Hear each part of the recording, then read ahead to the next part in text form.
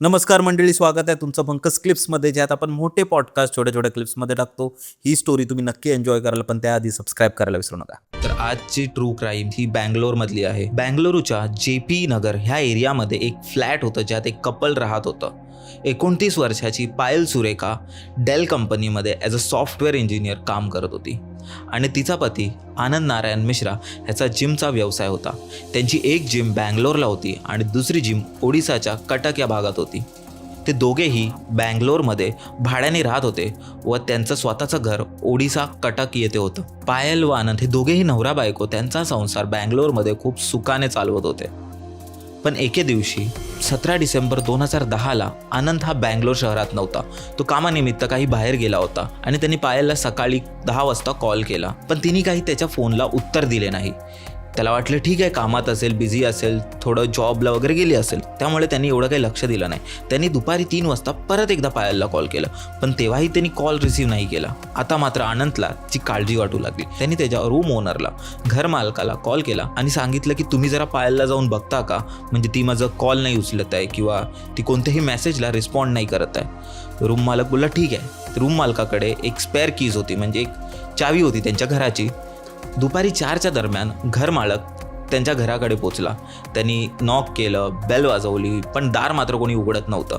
मग त्यांनी ते स्पेअर कीज काढल्या आणि डोर ओपन केलं. जेव्हा तो डोर ओपन करून घरात शिरला, तेव्हा जे त्यांनी पाहिलं ते खरोखर खूप भयानक होतं. जसाच तो आत शिरला, त्यांनी पाहिलं की पूर्ण घरात खूप जास्त शांतता होती. Pin drop silence. तो चेक करायला आत गेला. त्यांनी किचनमध्ये पाहिलं, काही नव्हतं आणि तो बघता बघता त्यांच्या बेडरूममध्ये गेला. बेडरूममध्ये जे दृश्य पाहिलं ते खूप जास्त भयानक होतं, कारण तिथे पायल बेडवर पडली होती खूप विचित्र अवस्थेत आणि चारही बाजूला फक्त रक्तच रक्त होतं. पायलचे हात बांधलेले होते आणि पायलचा मृत्यू झालेला होता आणि पायल या जगात नव्हती. घर मालक खूप जास्त घाबरला. त्यांनी घाई गडबडीत आनंदला कॉल लावला. आनंदला कॉल करून हा सर्व प्रकार सांगितला. आनंदही खूप जास्त शॉक झाला, पण त्यांनी लगेचच तो कटकवरून JP नगरच्या पोलीस स्टेशनमध्ये कॉल लावला आणि कंप्लेंट रजिस्टर केली. आता पोलिसांची इन्व्हेस्टिगेशन सुरू झाली. त्यांनी सर्व एव्हिडन्स जमा करायला सुरुवात केली आणि त्यांचा सर्वात पहिला संशय होता तो मात्र तिच्या नवऱ्यावर, आनंदवर, आणि त्याच्यावर चौकशी सुरू झाली. आता आनंदचं इंटरोगेशन सुरू झालं होतं आणि त्या चौकशीनंतर पोलिसांच्या समोर काही नावे आली. पहिलं नाव होतं ते म्हणजे जेम्स रे. जेम्स रे हा त्यांच्या जिममधला एक जिम ट्रेनर होता, ज्याला 2008मध्ये जिममधून काढण्यात आलं होतं. त्याच्या मागचं कारण असं होतं की त्यांनी जिममध्ये येणाऱ्या काही बायका व मुलींवर त्याची खूप वाईट नजर होती आणि त्याच्याकडून भरपाई म्हणून 1 लाख रुपयाचा दंड वसूलण्यात आला. आणि म्हणूनच तो असं म्हणायचा की पायलनी माझे पैसे लुबाडले वगैरे. आणि जिममधून काढल्यानंतर तो बँगलोर सोडून हैदराबादला राहत होता. डिसेंबर 11, 2010ला जेम्स रे हैदराबादवरून बँगलोरला आला आणि तो त्याच्या एका मित्राला भेटला. त्याचं नाव होतं भवानी शंकर.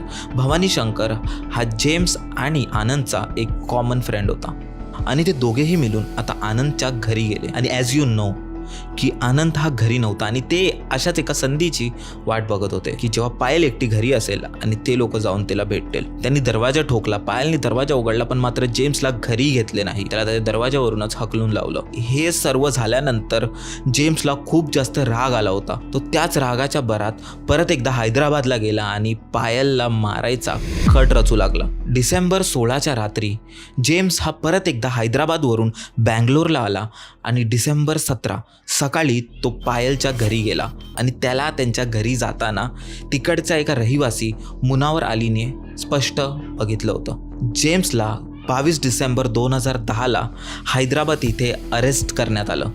आणि जेव्हा पोलिसांनी जेम्सचं घर तपासलं, त्याच्या आजूबाजूच्या गोष्टी तपासल्या, तेव्हा त्यांना एक जॅकेट सापडलं ज्याच्यावर खूप रक्त लागलं होतं आणि त्या जॅकेटवर एका बाईचे केसही होते. आणि पोलिसांना एक चाकू व एक चष्मा JP नगरजवळील एक पुट्टे नहाली लेक, एक तलाव होता, तिथे त्यांना सापडले. जेव्हा पोलिसांनी ते सर्व एव्हिडन्स लॅबमध्ये पाठवले, तेव्हा त्यांना हे समजलं की ते जॅकेटवरचं रक्त अजून कोणाचं नसून ते पायलचं होतं. त्यावरचे केस हे पायलचे होते. आणि त्याच चाकूने जेम्सनी पायलला 23 वेळा खुपसून तिचा जीव घेतला. 23 टाइम्स त्यांनी त्या नाईफने तिला स्टॅब करून तिचा जीव घेतला आणि पायलचा जागेवर मृत्यू झाला. जेम्सला पोलिसांनी ताब्यात घेतलं आणि त्याला ज्युडिशियल कस्टडीमध्ये पाठवण्यात आले आणि त्याला पराप्पाना आगराहा सेंट्रल प्रिझनमध्ये शिक्षा देण्यात आली. आता तुम्हाला हे वाटत असेल की आता ही केस सॉल्व्ह झाली, बरोबर, म्हणजे जो आरोपी होता त्याला शिक्षा मिळाली आणि पायलला तिचा न्याय मिळाला. पण इथेच एक ट्विस्ट येतो. जेम्सला जेलमध्ये शिक्षा दिल्याच्या बरोबर 1 आठवड्यानंतर जेम्सनी पायलच्या वडिलांना दीनदयाल सुरेखा यांना एक हँड रिटन लेटर लिहिलं, एक पत्र लिहून पाठवलं आणि त्या पत्रात असं साफ लिहिलं होतं की पायलचा खुनी मी नाही तर स्वतः आनंद आहे. आणि जेम्सनी त्या वडिलांना हेही सांगितलं की कसं पोलिसांनी त्याला टॉर्चर केलं आणि कसं जबरदस्ती त्याकडून हा खून मान्य करून घेतलं. पायलचे जे आई वडील होते ते आधीपासूनच ह्या लग्नाच्या विरोधात होते. त्यांना हे पायल आणि आनंदचं लग्न होऊ नये असं वाटत होतं, पण त्यांच्या मर्जीविरुद्ध हे लग्न झालं आणि म्हणूनच त्यांना आधीपासून काही आनंद आवडत नसे. आणि दुसरी गोष्ट म्हणजे जेम्सनी त्या पत्रात हेही लिहिलं होतं की कसं पोलीस त्याला जबरदस्ती ह्या केसमध्ये अडकवण्याच्या मागे लागली आहे आणि आनंदला निर्दोष साबित करत आहे, कारण आनंदचे आई वडील हे दोन्ही पोलिसात होते. आनंदचे वडील रुद्र नारायण मिश्रा हे रिटायर्ड ACP होते आणि त्यांची आई वसंती देवी नारायण मिश्रा ही एक रिटायर्ड DCP होती. आणि काही दिवसानंतर असंही म्हटलं जातं की आनंदचे आई वडील हे जेम्सला जेलमध्ये भेटायला आले होते आणि जेम्सला हे सर्व विचारत होते, पण जेम्सने तेव्हा काहीच सांगितलं नाही. तो फक्त म्हणाला की मी इथे काही सांगू शकत नाही कारण इथे पोलीस आहेत आणि ते लोक मला गप्प करतील आणि यांची मला खूप जास्त भीती वाटते. जेम्सचं म्हणणं असं होतं की जे ह्या केसचे मुख्य पोलीस अधिकारी आहेत, इन्स्पेक्टर उमेश, हे एक कट रचत आहेत आणि हे मुद्दामून आनंदला वाचवत आहेत आणि मला फसवत चालले आहेत ह्या केसमध्ये. आणि हे सर्व ऐकून इन्स्पेक्टर उमेश खूप जास्त रागवले व चिडले होते, कारण इन्स्पेक्टर उमेश हे खूप जास्त वेल रिस्पेक्टेड पोलीस अधिकारी होते आणि हे त्यांच्याबरोबर पहिल्यांदा होतं की एखादा आरोपी त्यांच्यावर वाईट आरोप लावत आहे आणि त्यांनी हेच प्रेसलाही सांगितलं होतं. आणि काही दिवस आधी जी पायलची बहीण होती तिचाही आनंद बरोबर भांडण झालं होतं आणि आनंदनी धमकीही दिली होती की मी पायलला मारून टाकेन. आणि ह्या सर्व कारणामुळे पायलच्या आईवडिलांचा संशय अजूनही जास्त ठोस झाला आणि त्याचसाठी ते लोक आता कर्नाटका हायकोर्टमध्ये पोहोचले आणि कोर्टाला त्यांनी एक अर्ज केला की ह्या केसची तुम्ही परत एकदा पडताळणी करावी आणि बरोबर जाच करावी, कारण आनंदच तिचा खूनी आहे असं त्यांचं म्हणणं होतं. आणि म्हणूनच तुम्ही ही केस ह्यांच्याकडून काढून तुम्ही ही केस प्लीज CBIकडे द्या. पण कोर्टांनी त्यांची केस CBIला न देता CCBला दिली, सेंट्रल क्राईम ब्रांचला दिली.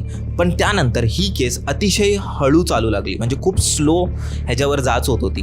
आणि ह्या सर्व गोष्टींना कंटाळून वैतागून आता पायलचे वडील परत हायकोर्टकडे गेले आणि त्यांनी परत एकदा अर्ज केला की ही केस तुम्ही CBIला द्यावी. हायकोर्टने आता मात्र त्यांचा हा अर्ज स्वीकारला आणि त्यांनी ही केस CBIला सोपवली. आता CBI मात्र ह्या केसचा शोध घेऊ लागली. त्यांनी 1 वर्षापर्यंत इन्स्पेक्टर उमेशच्या प्रत्येक लहानातल्या लहान गोष्टीवर नजर ठेवली. ते कुठून जातात, ते कुठे जातात, ते कुठून येतात, ते काय करतायत, ते कोणत्या केसवर काम करतायत, ह्या सर्वांवर CBI आता बारीक लक्ष ठेवून आहे. इन्स्पेक्टर उमेशनी एका इंटरव्ह्यूमध्येही सांगितलं होतं की त्यांना ही गोष्ट खूप जास्त वाईट वाटली, कारण ज्या एका टायमापर्यंत जी केस ते सॉल्व्ह करत होते आणि त्यांनी त्या केसला सॉल्व्हही केलं, आता त्यांना त्याच केसचा एक कल्प्रिट मानलं जात आहे, त्यांना त्याच केसचा एक जिम्मेदार मानलं जात आहे, त्या खुनाचा जिम्मेदार मानलं जात आहे आणि ते त्या गोष्टींनी खूप जास्त दुखावले होते. इन्स्पेक्टर उमेशचं म्हणणं असं होतं की त्यांच्याकडे जेम्सच्या विरोधात प्रत्येक एक पुरावा आहे.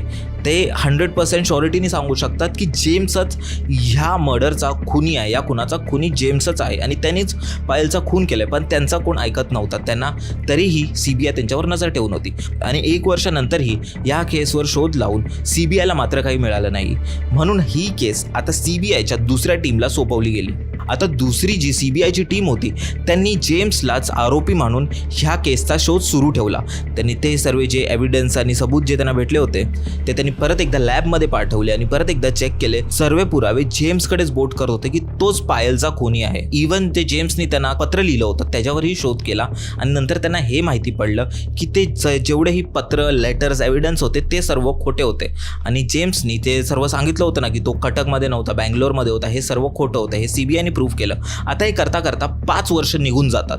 आता वर्ष असतो 2015 आणि 5 वर्षानंतर CBI एका गोष्टीवर आली की पायलचा खून जेम्सनीच केला होता आणि जे पुरावे इन्स्पेक्टर उमेशनी गोळा केले होते तेच बरोबर होते आणि त्याच अकॉर्डिंग CBIने ही केस सॉल्व्ह केली आणि त्यानंतर कोर्टाने जेम्सला जन्मठेपेची शिक्षा दिली आणि पायलला न्याय मिळवून दिला. म्हणजे बघा ना, आपण ज्या देशात राहतो, आपण ज्या जगात राहतो ते केवढं सुंदर आहे आणि आपण किती छानपैकी राहतो, पण ह्याच जगात असेही काही लोक आहेत जे एकामेकाच्या जीवावर टपलेत. हे सायको किलर्स खरंच खूप विचित्र असतात. मंडळी, जर तुम्हाला ही स्टोरी आवडली असेल तर डिस्क्रिप्शनमध्ये आम्ही पूर्ण एपिसोडची लिंक टाकलेली आहे, तो चेकआउट करायला विसरू नका. त्यात अशाच प्रकारच्या भरपूर स्टोरीज अवेलेबल आहेत आणि सबस्क्राईब करायला विसरू नका.